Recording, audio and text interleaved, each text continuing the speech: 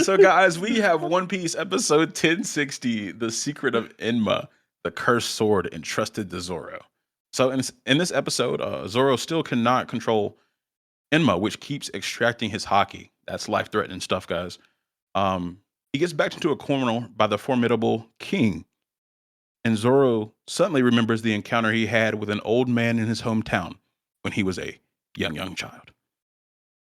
But yeah, just like the little synopsis said there, guys, Enma is just acting a plumb fool. He can hardly use the sword. He kind of lets go of it and lets it fall for a little bit.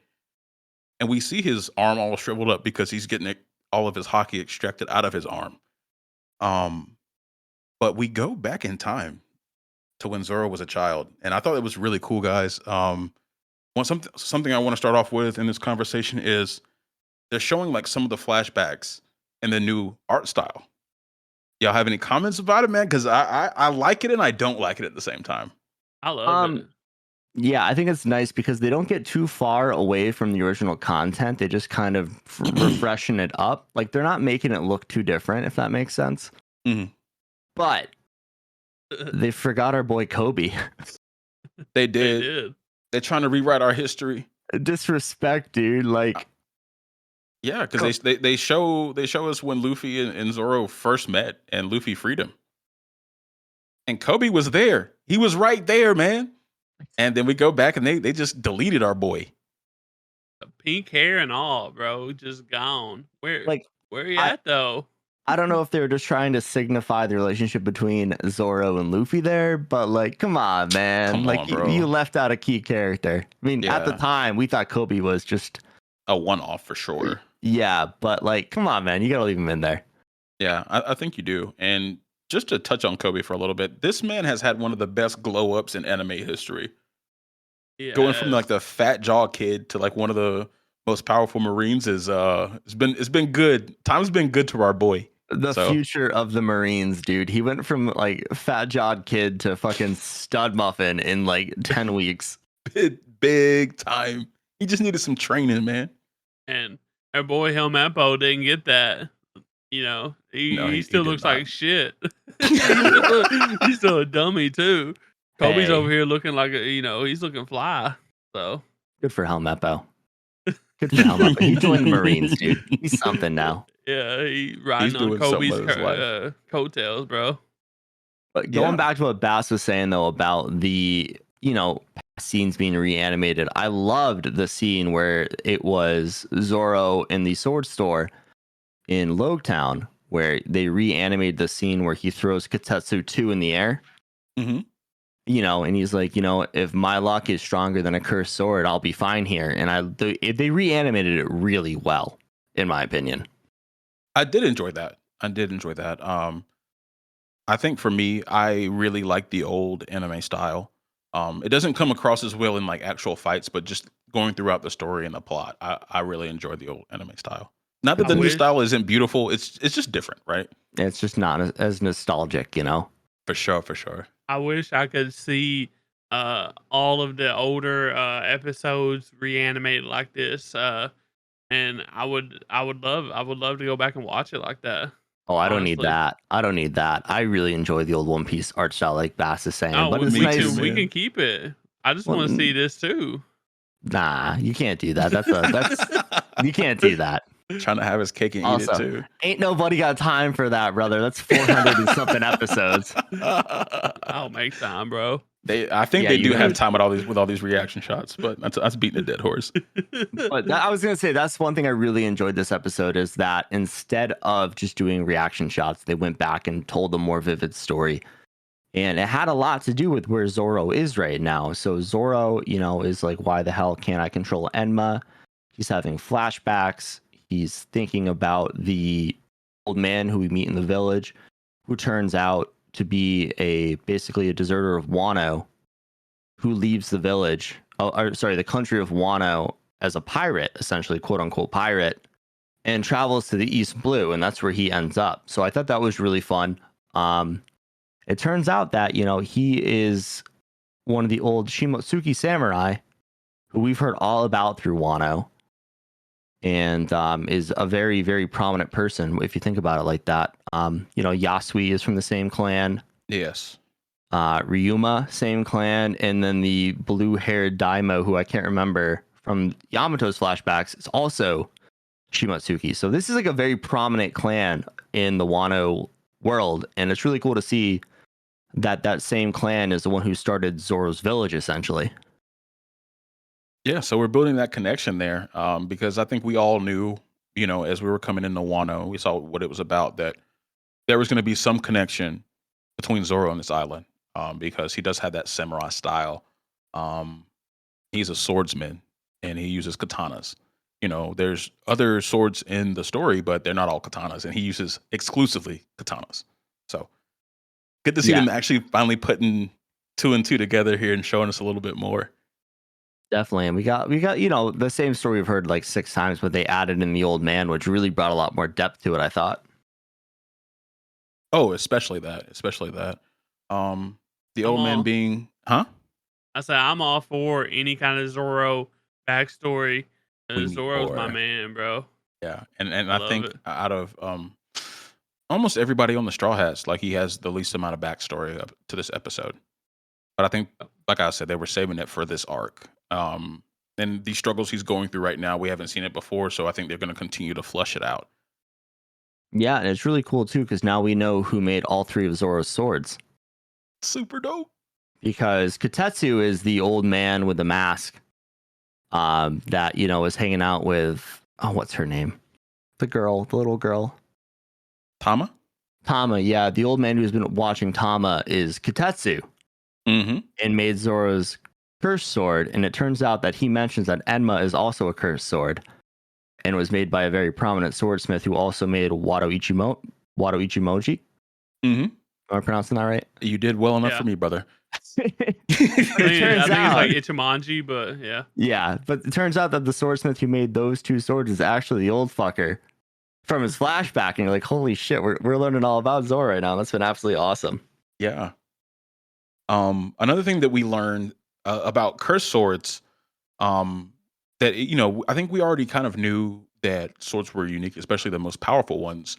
But Kozaburo actually tells Zoro in this flashback, it's like the swords aren't actually cursed.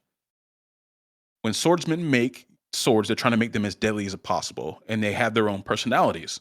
So what it is these very powerful, very extremely deadly swords don't want to be wielded by weak people. So it tries to destroy them to ask for a new master. They're not worthy, pretty much. And I thought that was really cool lore that we got out of that. That was one of my favorite parts of this whole episode. It's cool to see Zoro in his flashback for his childhood, but getting that little piece of lore about why Enma, no one could wield Enma, was fucking awesome to me. Yeah, I definitely didn't need Kuina falling down the stairs for the 14th time in the 10,160 episodes we've seen. That hurts enough. Yeah, but it was a little rough. Introducing the idea that basically Enma thinks Zoro isn't worthy and that Zoro's got to pick up the slack is fucking awesome. Yeah. We also see Zoro pay homage to what the hell is his name? It just went blank. Odin. Odin. He was like, he just made it look so easy that he controlled Enma like that, and he's like, maybe that's Enma wants me to control like that as well. So I thought that was pretty neat too. Yeah, and I thought that was a super interesting fact because Odin and Zoro both have Conqueror's Haki. And once Zoro started using Conqueror's Haki, his arm beefed right up. And Enma was like, oh, no, that's that good shit, baby. We're in it. Yeah, that's what I needed. Yeah, so Enma just needed to see a little bit of, big dick energy out of Zoro here. is what it seems like to me. Because Zoro was scared of dying from overuse of Haki, which is a thing.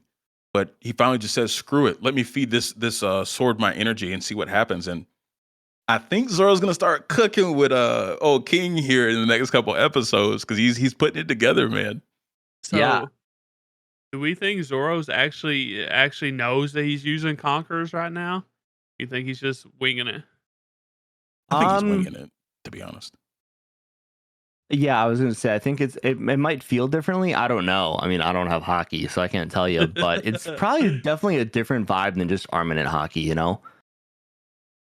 Yeah, because he has a good idea about what that is, but he was using it before he even knew what it was. Right? When he Mikado, yeah. Yeah, I mean, he's been using ornament hockey. I mean, he was the first person in the crew to be using it because he was trying to figure out how to cut quote unquote anything, right? He's trying to figure out how to cut steel. And he starts doing it before he even knows it. So I don't think he knows he's using Conqueror's hockey at all. I think he's just knows in his mind he's stepping up his game. Yeah, but I think the scene where, you know, he is in the basement, or it's not the basement, but in the actual building of Onigashima, and all of the little minions are charging him like, oh, let us kill the pirate hunter. And when he uses his Conqueror's hockey, they all just fucking fall over. And I think at that point, like, you have to know what Conqueror's hockey is at this point in One Piece if you're, you know, a member of a crew. That's fair. Yeah. With your captain who can literally just knock over 500,000 fishmen with the blink of an eye. You got to kind of know the vibe. And I think at that point, he's like, oh, game on, baby.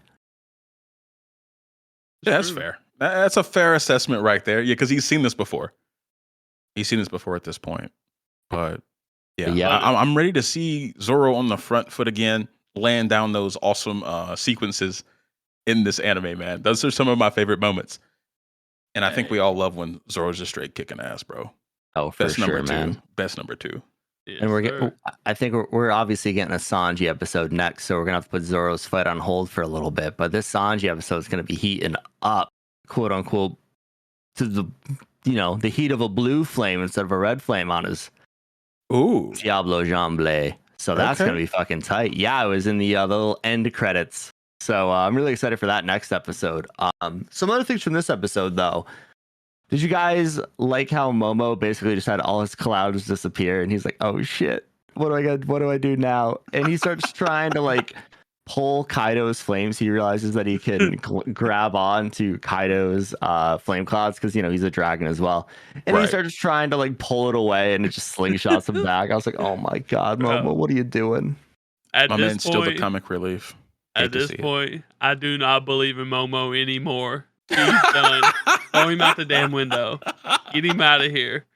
Yeah, I don't know what to say. Like, all the hard work he did on making the little flame clouds he did, they're gone. And for what? Yeah, I mean, he's been working on this for, you know, in our time, it's 3 months, and it just went up in smoke clouds, I guess, technically. But I think he'll be able to change the direction of it eventually. I think he's got to pull his powers together. I believe in Momo more than when we started this podcast. I've been historically I've been a Momo hater, I'll say. It still don't make what his original purpose look any better, because, you know, if Luffy does beat Kaido, he don't have no, like, he might be able to change the directions of Onigashima, but he doesn't have anything to stop it from falling right now because they're all gone. They all disappeared. So I don't know. Hey man, it's One Piece. Momo's gonna have his own little ass pull. It's all gonna be okay. Everybody gets an ass pull. Momo's time to shine is coming. Just give it time. You get an ass pull. You get an ass pull. That's how it goes. So I guess going back to it, what did you guys think about Kozoburo's design with his big old fucking burly unibrow? The flying V unibrow. It just never amazes, like it never ceases to amaze me on how Oda draws his characters. It's always just so varied. Like, no one looks like each other that much except for the main ladies. They're starting to look like clones of each other. But starting, it's been that way since like Dressrosa. Oh yeah. Yeah, you know what? Probably Fishman Island. Let's be honest here. The mermaid. It was after the time skip where they made Nico Robin look like Nami. But besides the point, I think Oda overall does a really good job of designing his characters, making them super weird looking, like the flying V unibrow. I enjoyed his character design. I thought it was fucking hilarious. Yeah, one thing that like I did after the fact when I realized he was a Shimosuke clan member is I kind of went back and looked at him, and there's 2 very specific designs between the 2. There's like the swordsman, like Zoro, or the guy who looks like Zoro, Ryuma. They all look very similar. And then you've got the Yasui side of it, and the Kozaburo and Yasui share a lot of facial features. Like, they both have the really pronounced lips, the same exact nose. I was like, oh, they kind of do look really similar in the same sense. Yeah. Except Kozoburo isn't a hedgehog. Fair enough. But yeah, no, I enjoyed his design. I like a lot of Oda's design in this freaking series. It's freaking awesome. Definitely. Yeah, one thing I did want to just point out, Enma is actually a badass name. It is. It being the Great King of Hell. Knowing that now, that adds some weight when you say the word Emma, man. I thought that was something else, man. I thought it was a really very, very cool name. I feel like they've introduced that already, right? They have? I thought so. Like when he first got the sword from Hiyori. I just remember Zoro going, Enma. But no, I don't. I don't remember them saying that's the Great King of Hell. It might be me mixing up the manga and the anime, dude. It's that was also like maybe years ago at this point, or a year ago or more. So I wouldn't be surprised if they did actually say that. Well, yeah, I mean the anime is like a year and a half behind the manga at this point, so it's all kind of blended together.